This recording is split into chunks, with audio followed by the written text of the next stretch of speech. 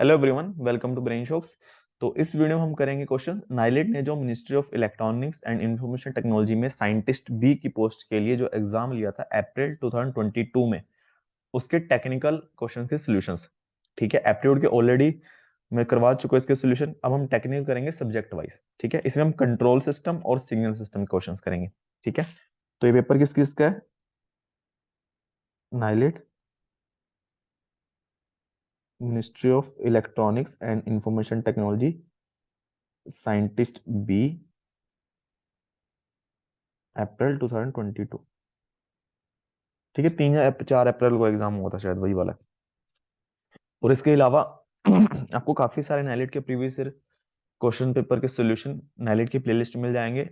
वो उसका लिंक मैं डिस्क्रिप्शन में डाल दूंगा। इसके अलावा एक ब्रेन शॉक्स मास्टर शीट, एक का गूगल शीट का लिंक डालूंगा। उस पर मैं कोशिश करूंगा थोड़ा एक स्ट्रक्चर वाइज, जहाँ पे आपको लिंक भी मिल जाए वीडियो का और पीडीएफ मिल जाए। ठीक है, तो वो भी जाके चेक कर सकते हो आप। तो हम करने वाले हैं, पहले कंट्रोल सिस्टम से स्टार्ट करते हैं। पहला क्वेश्चन दिया इन्होंने कि the loop transfer function of a system is given by G S H S is equal to 10 E raise to power L S upon S into S plus one. The phase cross over frequency is 1 radian per second. ठीक है, phase cross over frequency दी हुई है हमें 1 radian per second. The value of dead time L is, ठीक है, इसकी value क्या होगी? तो सबसे पहले हमें पता है कि इसको हम जे ओमेगा पुट कर लेते हैं, उसकी फॉर्म में लिख लेते हैं पहले, और फेस निकाल लेते हैं। ठीक है, 10 E raise to power J L omega divided by J omega plus one. ठीक है,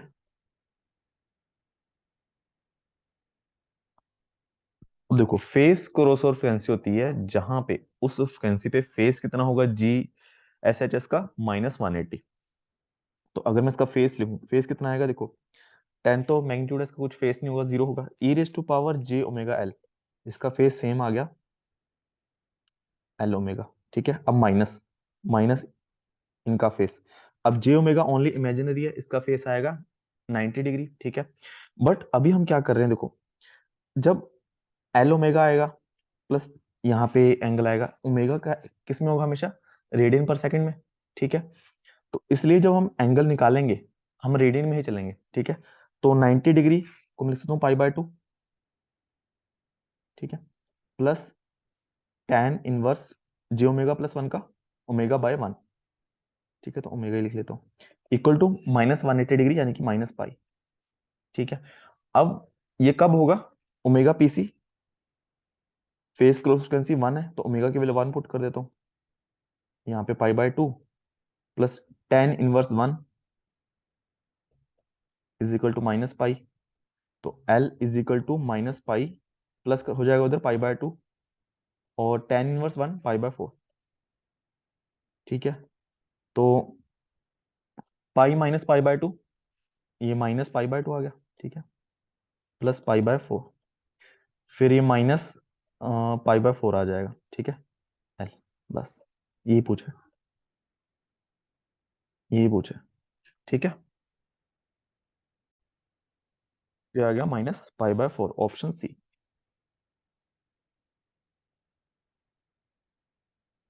ठीक है, यहाँ पे टिक कर देते हैं।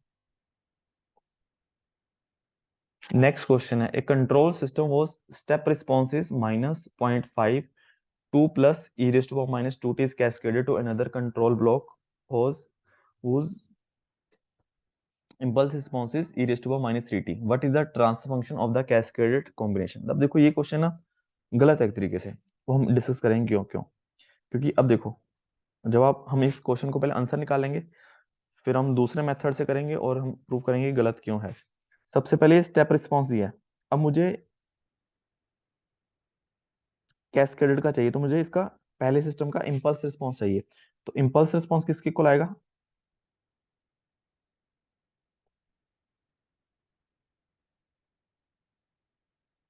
स्टेप रिस्पॉन्स का डिफरेंशिएशन, मतलब D -0.5 2 plus E raise to power -2t का डिफरेंशिएशन। ठीक है, अब इसका डिफरेंशिएशन करेंगे, देखो 2.5 तो बाहर ही आएगा,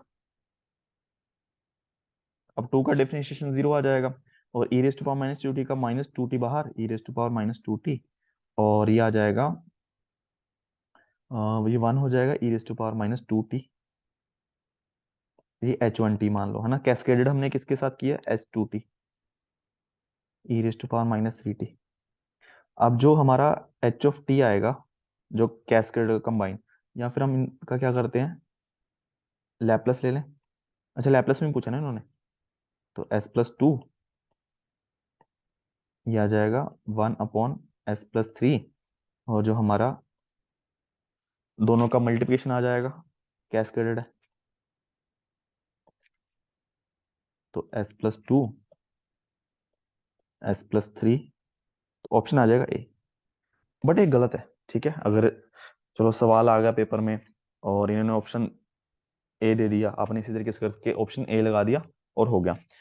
अब अगर ये चीज सही है, तो अगर हम इसको हम लैपलेस से भी करें तब वो भी सही आना चाहिए, ठीक है। तो वो ट्राई करते हैं दोबारा।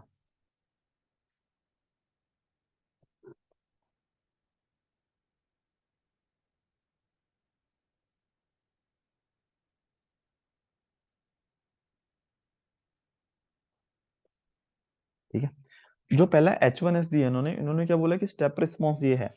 इसका मतलब जो पहले सिस्टम है ना, उसमें इनपुट हमारा यूनिट यूटी है और आउटपुट हमें ये मिल गया।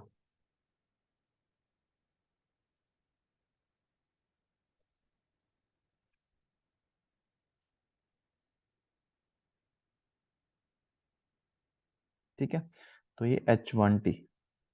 अब H1S किसके इक्वल आएगा, इसका लैपलेस। ठीक है, इसका हम लैपलेस निकाल लेते हैं आउटपुट का। चलो पहले आउटपुट का निकाल लेते हैं, YS।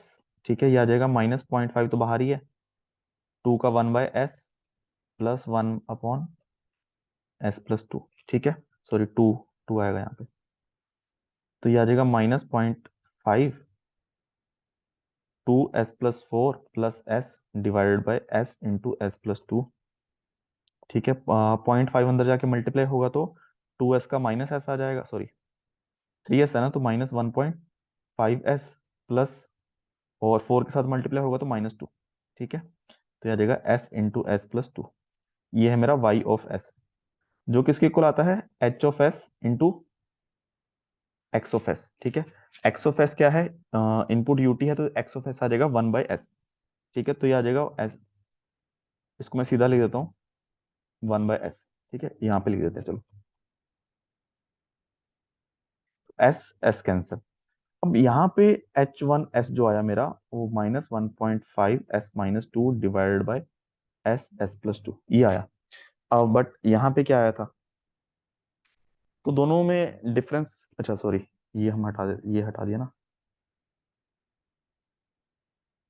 डिफरेंस क्यों आया, दिक्कत ये है कि जो मोस्टली आपको क्वेश्चंस दिखेंगे गेट के अलावा, वो यहाँ पे u ऑफ t मिस कर देते हैं। अगर लैपलेस e⁻³ का नहीं होता, लैपलेस क्या होता है, जैसे मैंने भी यहाँ पे गलत किया ना, मैंने सीधे इसका लैपलेस ये कर दिया, इसका नहीं होता है। साथ में u ऑफ t, इसका तो लैपलेस एग्जिस्ट ही नहीं करता है क्योंकि ROC एग्जिस्ट नहीं करती है इसकी, तो साथ में u ऑफ t होता है। ठीक है, सिमिलरली u ऑफ t इसके साथ भी होना चाहिए। तो u ऑफ t अगर इसके साथ आएगा तो इसका डिफरेंशिएशन ये नहीं आएगा, तो वहां पे गलती हो जाती है, इन्होंने गलत तरीका चुना और उससे आंसर भी गलत आया और वही ऑप्शन इन्होंने सही कर दिया। ठीक है, तो बेसिकली क्या होना चाहिए, अब हम डिफरेंशिएशन करने के बाद हम ये चीज इक्वल लाएंगे। ठीक है, तो हमारा जो ये चीज होनी चाहिए, ये जो स्टेप रिस्पॉन्स होना चाहिए वो होना चाहिए माइनस पॉइंट इम्पल्स रिस्पॉन्स, इसका डिफरेंशिएशन।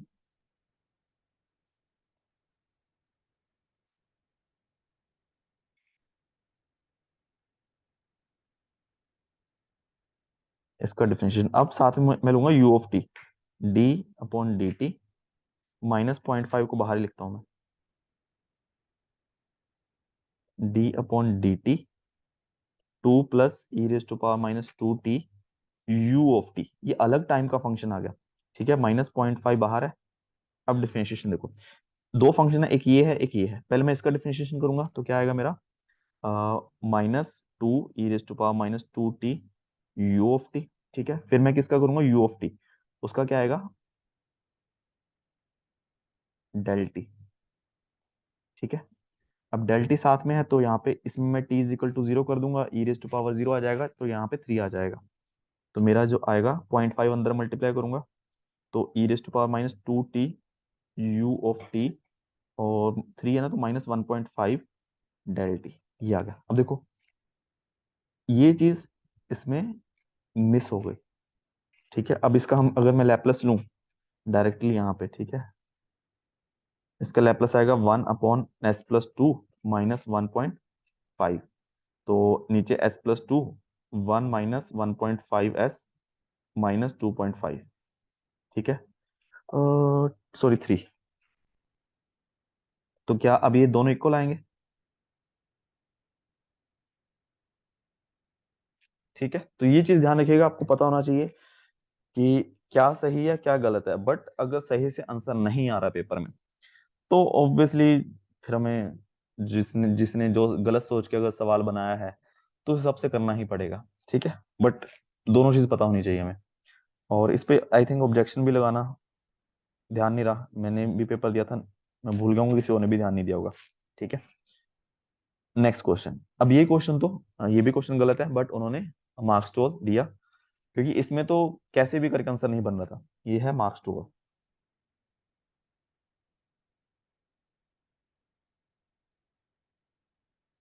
अब देखो, for a stable close loop system gain at phase cross over frequency should be always. अब डीबी में आ गया। अब हमें पता है कि जो गेन मार्जिन होता है वो ग्रेटर देन 0 होना चाहिए ना, अगर हम डीबी में बात करें। और डीबी में ही बात करें अगर, गेन मार्जिन एट जो, अच्छा गेन मार्जिन, तो गेन मार्जिन क्या होता है? Is equal to minus gain at omega PC, है ना। तो इसका मतलब गेन जो है हमारा ये डीबी में, अगर गेन मार्जिन 0 dB से ज्यादा होना चाहिए तो ऑब्वियसली गेन हमारा 0 dB से कम होना चाहिए, ना कि ज्यादा। इन्होंने ऑप्शन ए दिया बट वो लेस देन लेस होना चाहिए ऐसे। ठीक है, तो ऑप्शन फिर ए आएगा। अब वही बात है कि इस पेपर में ऑब्जेक्शन था, किसी पेपर में हो सकता है कि जब पेपर हो तो एक प्रॉपर सिस्टम से पेपर लें कि हाँ भाई क्या गलती है, कुछ गलती है तो बताओ हमें, हम उसको रेक्टिफाई करेंगे। ठीक है, कुछ पेपर तो बस ऐसे भगवान भरोसे चलते हैं कि हमने जो बोल दिया वो सही है। तो उस पेपर में आपको पता है कि और कोई ऑप्शन तो भाई मैच कर ही ना, ना सामने वाले ने ये सोचा होगा कि ग्रेटर देन लेस देन का मिस्टेक किया होगा, तो वहां पे आप ए ऑप्शन टिक कर आओ। ठीक है, क्योंकि उन्होंने यही ऑप्शन सही दिया था और तो कोई बनता ही नहीं है। 6 6 20। ठीक है, वहां पे अगर आपको रिस्क लेना है तो ले सकते हो। ठीक है, क्योंकि जो टिक कराएगा उसको मार्क्स मिल जाएंगे और बाद में कुछ ऑब्जेक्शन वगैरह तो होगा नहीं, तो वहां पे आपका नुकसान हो जाएगा। ठीक है, नेक्स्ट क्वेश्चन है बोडे प्लॉट का है। The Bode asymptotic plot of a transfer function is shown in the figure, the transfer function has. अब देखो ये तो बहुत सिंपल सवाल है बोडे प्लॉट का। अब इन्होंने बोला कि कितने पोल जीरो होंगे। अब देखो सबसे पहले स्टार्टिंग स्लोप जीरो है, तो ओरिजिन पे तो कोई पोल नहीं है, हमें पता चल गया। अब इस जो कॉर्नर फ्रीक्वेंसी है यहाँ पे स्लोप हो रही है +40, +40, 0 से +40 हो रही है, चेंज इन स्लोप हो गया +40, का मतलब यहाँ पे दो जीरो आई होंगी। ठीक है, अब यहां से यहाँ क्या हो रहा है, 40 से +40 से +20 हो रही है, यानी कि -20 dB का स्लोप चेंज हो रहा है। तो इसका मतलब एक पोल होगा यहाँ पे, बस उसके बाद तो कुछ है ही नहीं। दो जीरो एक पोल, तो ऑप्शन आ जाएगा सी। ठीक है, 1 पोल 2 जीरो। ठीक है, लास्ट सवाल है इस कंट्रोल सिस्टम, इसके बाद हम सिग्नल सिस्टम पढ़ेंगे। The steady state error is 0 for the system given below. अब देखो एरर, देखो यूनिटी फीडबैक है। अब यहाँ पे हमारी जो रेफरेंस इनपुट है ना, इनपुट 0 है। तो एरर बेसिकली क्या होता है कि हम जो रेफरेंस इनपुट दे रहे हैं, ठीक है, हम चाहते हैं कि हमारी आउटपुट भी उतनी ही आए, जो भी उससे ऊपर नीचे आएगा वो एरर होगा। ठीक है, अब मैंने रेफरेंस इनपुट दिया 0। हम आपने पंखा चलाया, नहीं सॉरी आपने पंखा बंद कर दिया, स्विच ऑफ है। हम चाहते हैं कि भाई मैंने ऑफ किया है, मैंने इनपुट दिया कि भाई तो ऑफ हो जा, ऑफ ही रहे। बट कोई ना कोई डिस्टरबेंस या कुछ एक्सटर्नल इनपुट हो सकती है जिसकी वजह से हो सकता है पंखा थोड़ा चल लो, हवा हो सकती है, तो वो चीज क्या होगी, एरर हो गया ना। कि इसकी अब मेरी डिजायर इनपुट तो जीरो है, मैं चाहता हूँ यहाँ पे इनपुट आए, आउटपुट भी जीरो ही आए, बट किसी ना किसी एक्सटर्नल डिस्टरबेंस की वजह से आउटपुट आएगी, वही आउटपुट एरर होगा। ठीक है, क्योंकि हमारी इनपुट तो जीरो है। समझ आ गया? तो इसका मतलब इस इनपुट के लिए कितनी आउटपुट आएगी, वही हमारा एरर होगा। ठीक है, बट वो नेगेटिव, जैसे एरर इस केस में जो आएगा R of T minus Y of T. ठीक है, ये हमारा एरर होगा। कहाँ पे? स्टडी स्टेट मतलब T is equal to infinite पे। ठीक है, तो ऑब्वियसली आर टी तो हमारा जीरो है, तो माइनस वाई ऑफ टी। ठीक है, तो वाई ऑफ टी को मुझे जीरो करना है बेसिकली। अब अगर इसको थोड़ा हम इससे करते हैं, सिग्नल फ्लो ग्राफ से, मुझे लगता है उससे ज्यादा थोड़ा इजी रहेगा। तो एक ये बना लेते हैं। ठीक है, यहाँ से इनपुट आई और यहाँ से आउटपुट है। ठीक है, अब इसको मैं जी लिख लेता हूँ, थोड़ा सा आसान रहेगा। इसको मैंने जी लिख लिया, ये जी है। ठीक है, हम बाद में पुट कर लेंगे थोड़ा सिंप्लीफाई करने के बाद। यहाँ पे कितना है? 1.25। ठीक है, यहाँ पे कितना? वन ही है। इनपुट हमारी, अब हम ट्रांसफर फंक्शन निकालेंगे, इनपुट आउटपुट बाद में देख लेंगे। ये वाई ऑफ एस है, यहाँ पे माइनस वन आएगा। ठीक है, क्योंकि यहाँ पे माइनस है, यहाँ पे माइनस के एफ आएगा। ठीक है, ये चीज हो गई, इसमें कोई दिक्कत नहीं है।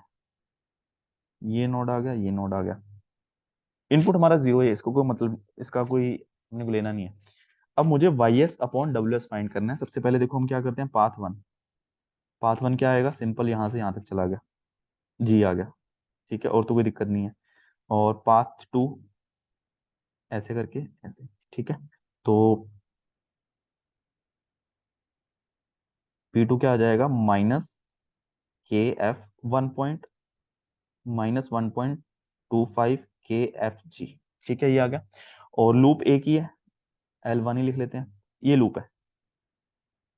ठीक है, अब 1.25 माइनस में आएगा, सॉरी, -1.25 जी। ठीक है, ये आ गया, और तो कोई लूप बन नहीं रही है।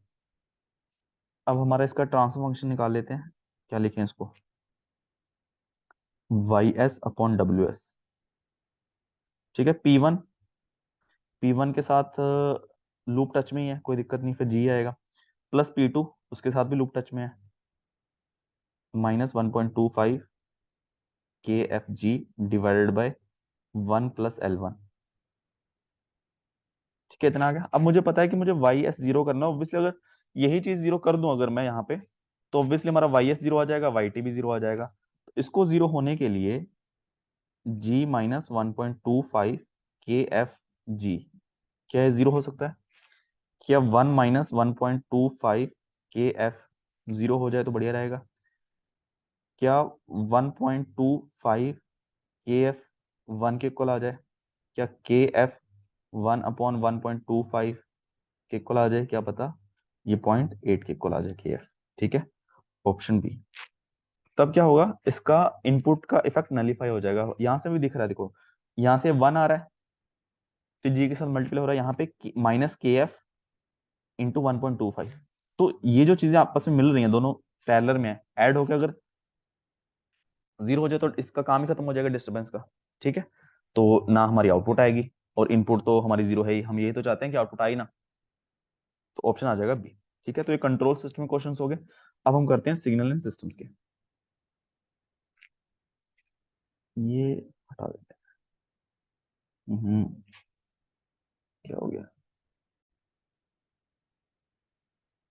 तो ये आ गए हमारे सिग्नल एंड सिस्टम क्वेश्चंस। ठीक है, तो पहला क्वेश्चन है कि the 3 dB bandwidth of a low pass signal E of -t ut where ut is unit step function is given by. देखो, इस क्वेश्चन में क्या करना है, हमें 3 dB बैंडविड्थ चाहिए।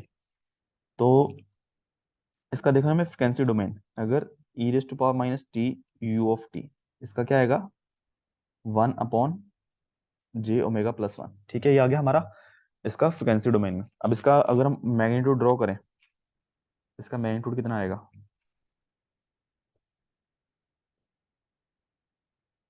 मैग्नीट्यूड एम लिख देते हैं, 1/√, ओमेगा स्क्वायर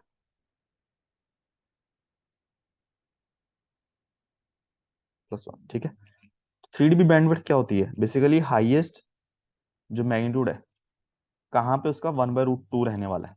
तो सपोज करो इसका ऐसा बनेगा, कोई कुछ ऐसा ही बनेगा ना, डिक्रीजिंग सा, जैसे ओमेगा बढ़ रहा है, जीरो डिक्रीज हो रहा है, और omega is equal to zero पे कितना है इसका मैग्नीट्यूड? 1 के इक्वल है।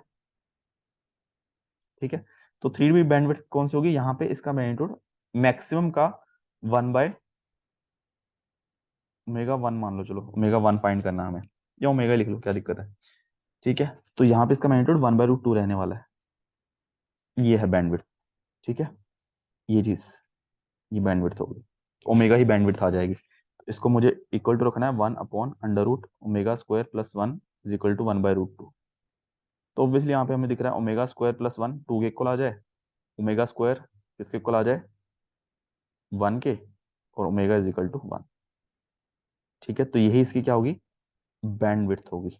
तो ऑप्शन डी में आपको 1 दिख रहा है, बट वो गलत है, क्योंकि यूनिट हमारे हर्ट्स में है। तो इसने पूछा एफ, एफ आ जाएगा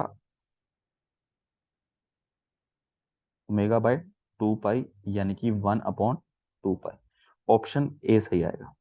ठीक है, तो इस चीज का ध्यान रखना, ये गलती होने के चांसेस थोड़े से हैं।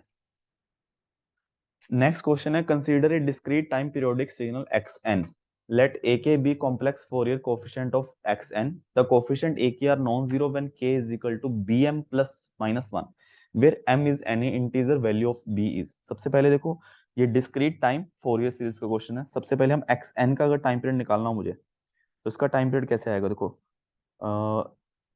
2 पाई डिवाइडेड बाय 2 पाई/5। ठीक है, 2 पाई कैंसिल, यहां से आ जाएगा 5। ये 5 इसका टाइम पीरियड आ गया। ठीक है, अब यही टाइम पीरियड किसका होगा? इसके कोफिशिएंट्स का भी, एक्सएन और ए के दोनों का टाइम पीरियड होगा 5। अब इसमें क्या है? अब देखो, इसमें ए के तो साइन है, साइन, इसमें फंडामेंटल फ्रीक्वेंसी ही है, तो इसमें कोफिशिएंट कौन कौन से आएंगे? a(-1) एंड a1, क्योंकि इसको हम xn को कैसे लिख सकते हैं? e⁻j 2πn/5 minus e⁻j 2πn/5। ठीक है, डिवाइडेड बाय 2j। तो दोनों से c a(-1) एंड a1 दो कंपोनेंट आ गया। बट हमें पता है कि a-1 और a1 दोनों क्या होते हैं? पीरियोडिक, मतलब ए के पीरियोडिक ही है। तो +5 -5 करते रहो, सेम आई जाएंगे, बराबर आते जाएंगे। मतलब a-1 +5, तो a-4 के इक्वल आएगा, तो a6 ऐसे, सॉरी +5 कर रहे हैं तो 4 और a6, +5 और करते रहो 9 और a10, माइनस भी करते रहोगे। ठीक है, तो ये पीरियोडिक है। तो यहां से हमें दिख रहा है ये bm+1, ये जो वैल्यू है bm+1 है, ±1। ठीक है, तो m कोई भी कोफिशिएंट हो सकता है, ये 5 आएगा जो इसका टाइम पीरियड है। ठीक है, क्योंकि देखो m की वैल्यू अगर 0 है तो ये +-1 है, m की वैल्यू अगर 1 है तो 5 +-1 यानी कि 4 और 6, m की वैल्यू अगर 2 है तो 10 +-1 यानी कि 9 और सॉरी 11। ठीक है, तो ये discrete time Fourier series question है, बहुत ही आसान है अगर आपने पढ़ा हो तो। नेक्स्ट क्वेश्चन है, ये भी सीधा है, a signal x of t has Fourier transform x of omega if x is real and odd function of time then x omega is. अब देखो, रियल एंड ऑड है तो x ओमेगा आएगा इमेजिनरी एंड ऑड। ठीक है, अगर देखो x of t, x of omega, तो ये रियल प्लस इवन होगा अगर, तो ये भी रियल प्लस इवन आता है। अगर ये रियल प्लस ऑड आएगा तो ये इमेजिनरी प्लस ऑड आएगा। अगर ये हाँ, अगर ये इमेजिनरी प्लस इवन आएगा तो ये इमेजिनरी प्लस इवन आएगा। अगर ये इमेजिनरी प्लस ऑड आएगा तो ये रियल प्लस ऑड आ जाएगा। ठीक है, तो इस हिसाब से आएगा, इसका आ जाएगा ऑप्शन बी। नेक्स्ट क्वेश्चन है, consider a signal x of t is equal to cos 6 pi t plus cos 16 pi t, where t is in seconds, the Nyquist sampling rate is in samples per second, samples per second यानी कि hertz में पूछा इन्होंने, for signal y of t is equal to x 2t plus 5। अब देखो इससे तो कुछ फर्क नहीं पड़ने वाला ना, प्लस 5 से टाइम डिले एडवांस करने से फ्रिक्वेंसी पे तो कोई फर्क नहीं पड़ रहा। अब मैं चाहे साइन टी लूं, अब मैं उसको इधर उधर से शिफ्ट करता रहूं, फ्रिक्वेंसी तो उतनी है ना, क्योंकि उसका टाइम पीरियड तो उतना ही है, शिफ्ट करने से टाइम पीरियड तो चेंज नहीं हो रहा है। बट 2t करने से इसका टाइम पीरियड चेंज हो जाएगा, क्योंकि टाइम स्केल करने से हमारी जो सिग्नल है वो कंप्रेस या फिर एक्सपेंड दोनों हो सकता है। इस केस में जैसे कंप्रेस हो रहा है तो उसकी फ्रिक्वेंसी बढ़ रही होगी, तो सिंपल मैं y of t x of 2t ही लिखता हूँ। ठीक है, तो ये चीज अगर हमें पता है तो काम आसान हो जाता है। अगर आप सिंपल बनाने जाओगे प्लस 5 करके करोगे x, मुश्किल हो जाएगा। बस सिंपल सी बात है, इसको cos ऑफ 2t कर दो तो 6 पाई टी है, तो यहाँ पे 12 पाई टी आ जाएगा, और यहाँ पे 16 पाई टी है तो 32 पाई टी आ जाएगा। अब जो मेरा सिग्नल y ऑफ t है उसमें मैक्सिमम फ्रिक्वेंसी कंपोनेंट कितना है, ये 32 पाई है। ठीक है, तो f ओमेगा जो है 32 पाई, एफ एम कितना है 32 pi divide by 2 pi 16, maximum frequency component इसमें 16 है। तो नाइक्यू स्टेट क्या आएगा, मैक्सिमम फ्रिक्वेंसी कंपोनेंट का डबल, 2 इंटू 16 यानी कि 32 हर्ट्ज, यहाँ पे 32 सैंपल्स पर सेकेंड, ऑप्शन डी। ठीक है, नेक्स्ट क्वेश्चन है, ये बहुत आसान है, प्रॉपर्टी बेस्ड है। Let X T be the input to a linear time invariant system, require output is 4 X T minus two, transfer function of the system. तो simple सी बात है, ये हमारा कुछ ट्रांसफर सिस्टम है, मैंने इनपुट क्या दी एक्स ऑफ टी, आउटपुट मुझे चाहिए 4 एक्स ऑफ टी माइनस 2। ठीक है, ये चाहिए मुझे। अब तो बोलते हैं एच ऑफ ओमेगा क्या आएगा जो एफ की फॉर्म में। ठीक है, तो वो तो कोई दिक्कत नहीं है, अगर आपको ऐसा है कि सब मोस्टली हम ओमेगा ओमेगा करते रहते हैं, तो ओमेगा की फॉर्म में निकालो, बाद में omega is equal to 2 pi F put कर दो, कोई दिक्कत नहीं है उसमें। तो सिंपली अगर एक्स ऑफ टी का Fourier transform X of omega है, तो यहाँ पे मैंने डिले किया, तो X of T minus two, तो डिले करने पे क्या आता है E raise to power minus 2 J omega आ जाएगा, यहाँ पे एक्स ऑफ ओमेगा आ जाएगा। ठीक है, बट हमें चाहिए साथ में 4 भी चाहिए मैग्नीट्यूड, वो तो कोई दिक्कत ही नहीं है, 4 आ जाएगा। अब एच ऑफ ओमेगा किसके इक्वल आएगा, आउटपुट का फोरियर ट्रांसफॉर्म अपॉन इनपुट का फोरियर ट्रांसफॉर्म, ये कैंसल, और ये आ जाएगा 4 E raise to power minus 2 J omega. अब इन्होंने एफ में पूछा हुआ है, H F 4 E raise to power minus omega की वैल्यू 2 पाई एफ पुट करो, तो 2 इंटू 2 4 पाई जे भी है ना, जे 4 पाई एफ। ठीक है, तो क्या ऑप्शन दिख रहा है हमें, एक तो देखो ए और डी प्लस वाले हैं, वहां पे माइनस है। ठीक है, तो ऑप्शन आ जाएगा C, inverse Laplace of tan inverse 2/s²। ये क्वेश्चन थोड़ा लंबा है, हम इसको बाद में करते हैं, बिल्कुल एंड में, एक दो क्वेश्चन और आगे, इसमें टाइम लगेगा, लास्ट सवाल है बस ये। The Hilbert transform is, Hilbert transform क्या होता है, उसका ट्रांसफॉर्म इंपल्स रिस्पॉन्स होता है H of T is equal to 1/πt, और इसका अगर हम फ्रिक्वेंसी डोमेन में देखें क्या किसके इक्वल आता है, ये पॉजिटिव फ्रिक्वेंसी के लिए माइनस जे के इक्वल आता है, और नेगेटिव के लिए प्लस जे। इसका मतलब हिल्बर्ट ट्रांसफॉर्म क्या करता है, बस सिर्फ एक फेस डिफरेंस वो करता है। ठीक है, मैग्नीट्यूड में कोई चेंज नहीं करता, मैग्नीट्यूड ऑल पास फिल्टर से बिहेव करता है। ठीक है, बस फेस -90 डिग्री कर देता है। अब क्या है, नॉन लीनियर सिस्टम है, नहीं लीनियर है। बेसिकली अगर किसी भी फंक्शन का हिल्बर्ट ट्रांसफॉर्म करना है, इसका मतलब हम इसको 1/πt से कॉन्वोल्यूशन कर दें, ये है। नॉन कोजल है, यस नॉन कोजल, देखो 1/πt है, ये टी के नेगेटिव हर वैल्यू के लिए, नेगेटिव वैल्यू के लिए भी है, तो ये सही है। टाइम वेरिंग है, नहीं टाइम इनवेरिएंट है ये। लो पास फिल्टर नहीं, ऑल पास फिल्टर है ये, क्योंकि देखो यहां से दिख रहा है ना, मैग्नीट्यूड तो हमेशा 1 ही है।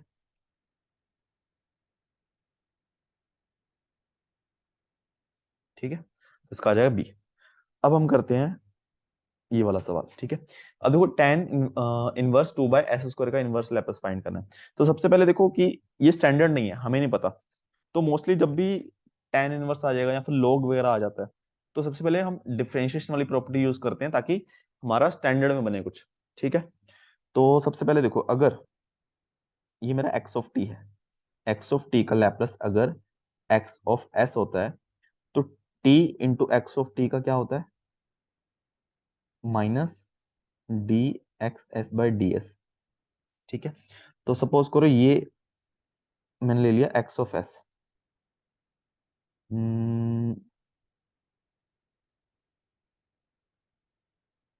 ठीक है, डी इसका क्या आएगा, माइनस। ठीक है, तो माइनस तो बाहर आई, upon one plus tan inverse X होता है one upon one plus X square, यानी कि फोर बाय एस की पावर फोर इंटू, अब टू बाय एस स्क्वायर का, तो एस की ऊपर पावर, इसको मैं ऐसे लिखते हैं हम, माइनस टू आएगी पावर बाहर, और फिर टू डिवाइडेड बाय एस की पावर थ्री, इस हिसाब से जाएगा ना। तो ये माइनस कैंसल।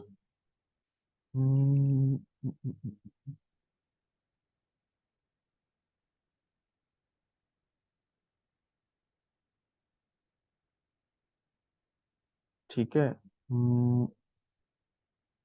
तो अब क्या करेंगे, अगर हम एस क्यूब को मल्टीप्लाई कर दो, नहीं, या फिर हम क्या करते हैं, एस फोर को ऊपर ले जाते हैं, यह जगह फोर एस की पावर फोर। ठीक है, ये मैं ऊपर ले गया, और नीचे आ गया एस की power four plus four into one by S की क्यूब। ठीक है, और फिर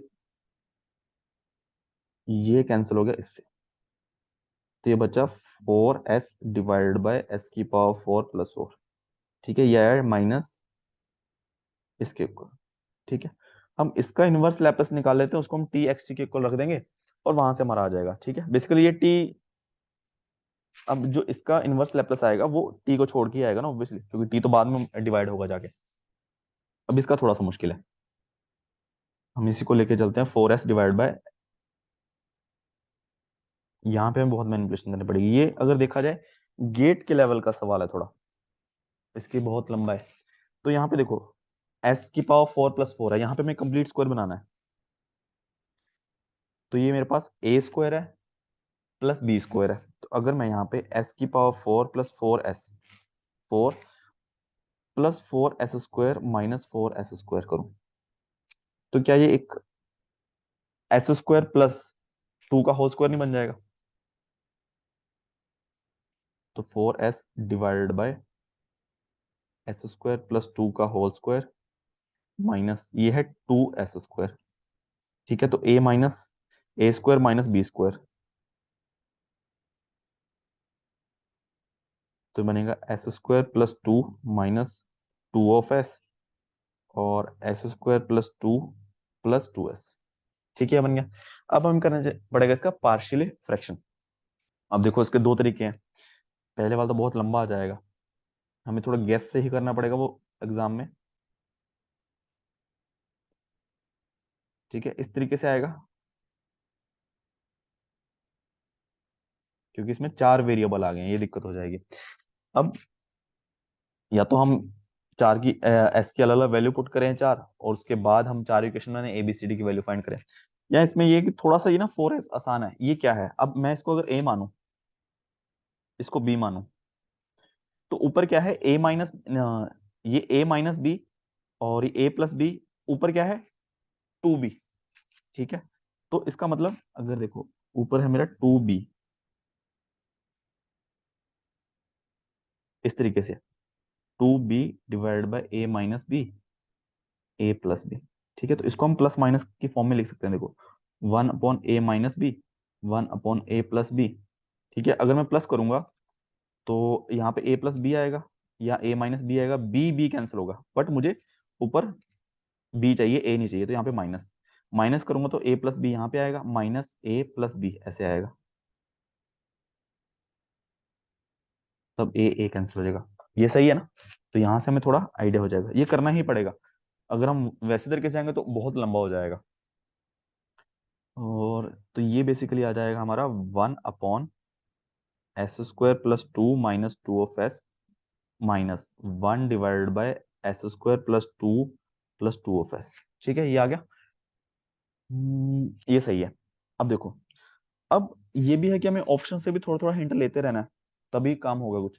तो जैसे अगर साइन हाइपरबोलिक है, साइन हाइपरबोलिक को हम क्या लिखते हैं, ई रेज टू पावर टी। मैं एक ऑप्शन ऐसे रैंडमली उठा रहा हूँ, ठीक है, minus E raise to power minus two T divide by two sine of two T. अब देखो यहाँ पे भी जो हम डिस्कस करते आ रहे हैं, यहाँ पे भी यू ऑफ टी होना चाहिए साथ में। अब मुझे पता है कि ई रेज टू पावर टी, ठीक है, थोड़ा रफली हम कर रहे हैं, इसका क्या आएगा, one upon, sorry two, two upon S minus one का स्क्वायर प्लस फोर, ठीक है। तो हमें इस तरीके से कुछ बनेगा हमारा, एक परफेक्ट स्क्वायर प्लस कांस्टेंट। तो वही चीज हमें यहाँ पे करनी है। तो यहाँ पे एस स्क्वायर, अगर मैं टू को वन प्लस वन लिखूं, S square plus one minus two S, ये एस माइनस वन का होल स्क्वायर बन जाएगा, one upon S square plus one minus two S plus one. Same चीज यहाँ पे, S square plus one plus two S plus one. तो basically आ जाएगा one upon,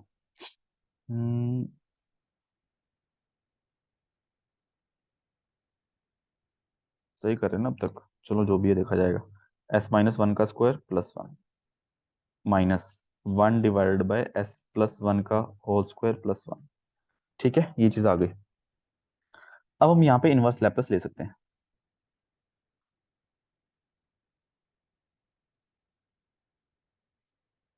ये मेरा किसके इक्वल है, minus D x S divide by D S, ठीक है।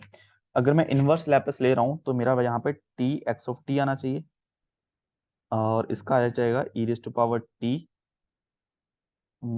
Sign of T U of T. U of T है साथ में, ठीक है, अब इन्होंने नहीं माना तो आप भी कैलकुलेशन करने में क्यों लिखना अभी, साइन टी, ठीक है।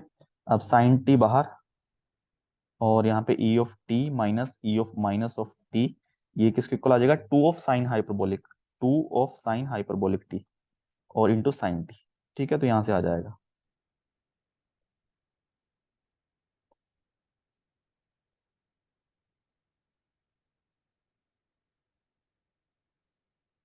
तो ऑप्शन ये आया, सी आया, डी आया, सी, ठीक है।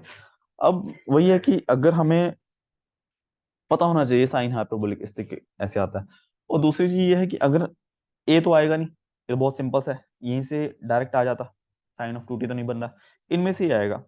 या तो हम यहाँ पे, यहाँ वन टी है, यहाँ टू टी है, यहाँ वन टी है, यहाँ भी वन टी है, यहाँ टू टी है, टू टी है, या तो हम ए टी बी टी करके कुछ ना कुछ निकालने का ट्राई करें, वो भी कर लेते हैं कि उसका ये आता है क्या, इससे कंपेयर कर लेंगे, कोशिश कर लेते हैं कि मुझे चाहिए, टी तो नीचे है ही नहीं, two sine hyperbolic A T sine B T, इसका मुझे लैप्लास निकालना है। तो मैंने क्या किया, two sine hyperbolic A T E raise to power A T minus E raise to power minus A of T sine of B T, ठीक है, E raise to power A of T sine of B T minus E raise to power A of T sine of B T. अब E raise to power sine B T का क्या आएगा, B upon S square plus B square, but साथ में E raise to power A T है तो S की जगह एस माइनस ए का स्क्वायर प्लस बी का स्क्वायर, ठीक है। अब बस हम कोशिश कर लेते हैं, कि हमें भी नहीं पता कि ये सही है तरीका कि नहीं, मतलब सही तो है कि एग्जाम के पॉइंट ऑफ व्यू से कि इतना लेंथी पॉसिबल है कि नहीं है, उसी चीज के लिए कर रहे हैं हम। तो बेसिकली अगर हम इसको बिना खोले मल्टीप्लाई वगैरह करें, थोड़ा बी एस प्लस ए का स्क्वायर प्लस यहाँ पे बी क्यूब आ जाएगा, ठीक है ना, माइनस बी एस माइनस का स्क्वायर प्लस बी की पावर थ्री, अच्छा सॉरी माइनस आ जाएगा ना यहाँ पे, तो इसका मतलब ये तो कैंसिल हो गया, वो उड़ गया।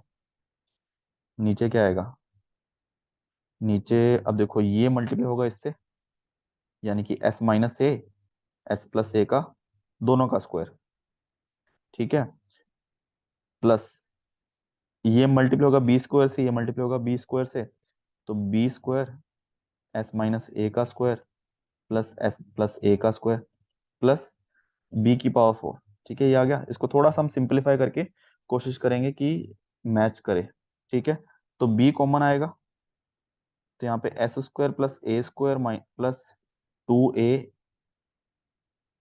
एस माइनस, यहाँ पे S square minus A square plus to A S, ठीक है, ये दोनों कैंसिल हो गए, और नीचे हम कोशिश करते हैं कुछ और करने की।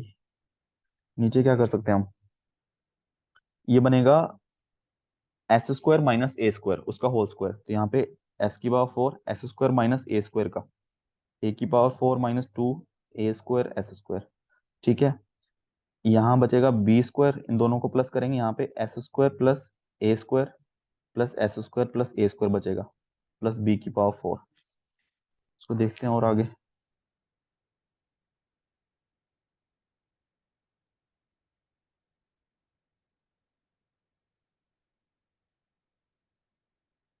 ठीक है, इसको ये आ जाएगा 2 ए, सॉरी 4 ए बी एस। ठीक है, नीचे नीचे देखते हैं हम नीचे क्या कुछ पॉसिबल है। देखो एस की पावर 4 तो है ही, एस की पावर 4 है, और एस की पावर 2 निकाल लेते हैं हम कौन कौन सी है। देखो एस की पावर 2 तो एक तो यहां से आ जाएगी, यहां से 2 बी स्क्वायर माइनस 2 ए स्क्वायर। ठीक है, यहां से, इससे और इससे, ये हमने कर लिया। अब आती है constant values, constant terms, plus A की पावर 4 है प्लस बी की पावर 4 है, प्लस यहाँ से B square A square plus A square 2 A square, तो 2 ए स्क्वायर बी स्क्वायर। ठीक है, ये चीज आ गई।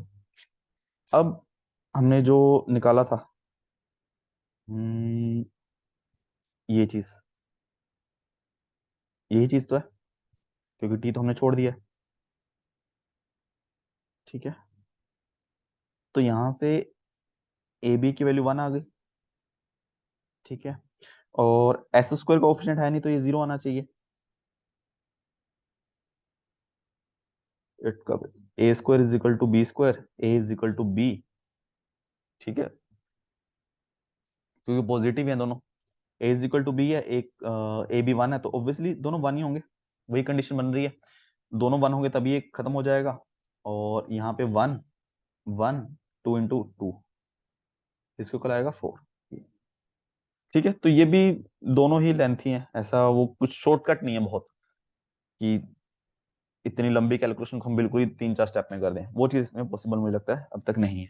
ठीक है, तो ये क्वेश्चंस हो चुके हैं हमारे कंट्रोल सिस्टम और सिग्नल सिस्टम के।